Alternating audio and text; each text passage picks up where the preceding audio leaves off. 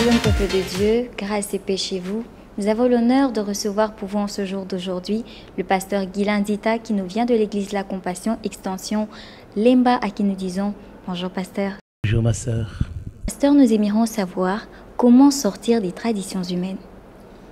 Pour sortir des traditions humaines, au fait, ce sont des règles établies par les hommes. Pour sortir de ces règles établies par les hommes, il faut faire un choix. Il faut accepter carrément de dire non à certaines choses. En acceptant Christ comme Seigneur et Sauveur, c'est aussi sortir des traditions humaines. Et lorsque tu veux maintenir Christ dans ta vie, il faut choisir n'écouter que lui. Parce que lorsque tu acceptes de suivre la tradition des hommes qui contredit la volonté de Christ, du coup, pour Christ, tu es rejeté. À un certain moment, lorsque la tradition des hommes qui sont établis n'est pas conforme à la volonté de Dieu, il faut la rejeter et accepter de rester avec Christ à n'importe quel prix. À n'importe quel prix, accepter Christ, rejeter la tradition des hommes lorsque cela ne cadre pas avec la volonté de Dieu. J'ai un nom, j'ai une identité et j'ai une originalité. De quelle originalité faites-vous allusion, pasteur? Bon, l'originalité en question, ce n'est pas d'abord cette originalité physique, mais c'est d'abord notre identité en tant que chrétien. En tant que chrétien, nous sommes particuliers parce que nous sommes le sel de la terre, nous sommes la lumière du monde. Et quand Dieu nous regarde, il nous voit comme étant des enfants, ses enfants, et nous avons du prix à ses yeux. Et cela fait de nous des hommes et des femmes originaux, et nous avons une identité céleste qui est une identité exceptionnelle. C'est cette identité que nous recevons lorsque nous devenons enfants de Dieu. Cette identité que l'argent ne peut pas te donner, que les hommes ne peuvent pas te donner, que nous recevons par grâce. Donc en tant qu'enfants de Dieu, nous avons cette originalité, cette identité d'appartenir au Seigneur. Marcher dans la volonté de Dieu peut nous coûter. Comment donc une personne qui nous suit et qui entend ça pourrait s'y prendre face à cela, pasteur? Oui, marcher dans la volonté peut nous coûter parce que c'est un choix à faire. Des fois, ces choix paraît comme un peu contradictoire par rapport aux réalités du monde.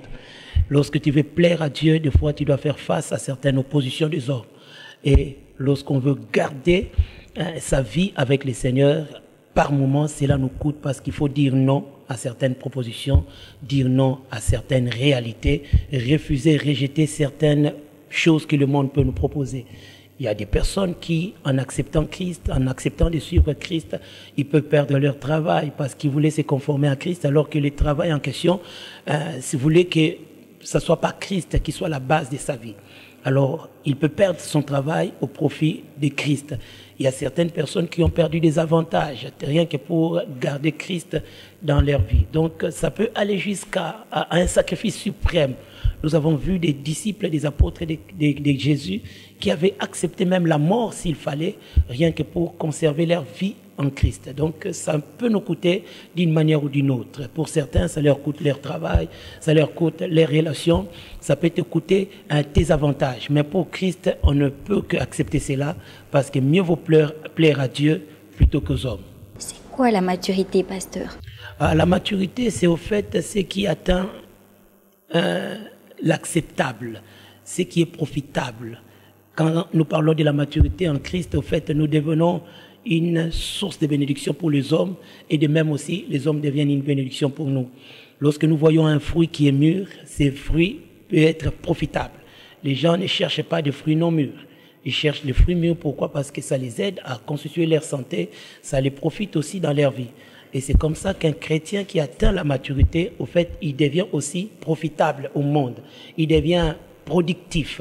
Il a une place au milieu des hommes. Il apporte un plus dans sa société, un plus dans son église. Donc la maturité, c'est un niveau que nous devrions atteindre pour être utilisable par Dieu, mais être aussi profitable par rapport aux hommes. La maturité est le niveau qu'on atteint pour être profitable au monde, a dit le pasteur sur la maturité. Voilà que nous tendons déjà vers la fin de notre émission et nous rappelons que nous avons reçu en ce jour le pasteur Guilain Ndita de l'église La Compassion, extension Lemba, et nous demandons au pasteur de dire un dernier mot au peuple de Dieu sur la tension au conformisme. Bon, le conformisme, au fait, n'est pas en soi mauvais. Mais le conformisme, lorsque cela ne cadre pas avec la volonté de Dieu, ça devient mauvais. Il faudrait, c'est que moi j'ai dit, il faudrait que ce soit un conformisme choisi et non pas imposé. On ne doit pas prendre des choses pour prendre, mais à un certain moment, on doit vérifier. Voir ce qui est bon, nous le prenons, mais ce qui n'est pas bon, nous le rejetons. Même la Bible dit dans Romains 12, verset 2, « Ne vous conformez pas au siècle présent, mais soyez renouvelés par le renouvellement de l'intelligence. » Donc l'homme est appelé à se conformer lorsque cela est bon, mais lorsque cela n'est pas bon, que ça sort de la volonté de Dieu, lorsque cela contredit ta foi, ça vaut la peine de dire non, de refuser, de rejeter toute forme de conformisme qui n'est pas acceptable par Dieu. Merci beaucoup, pasteur. C'est moi qui vous remercie.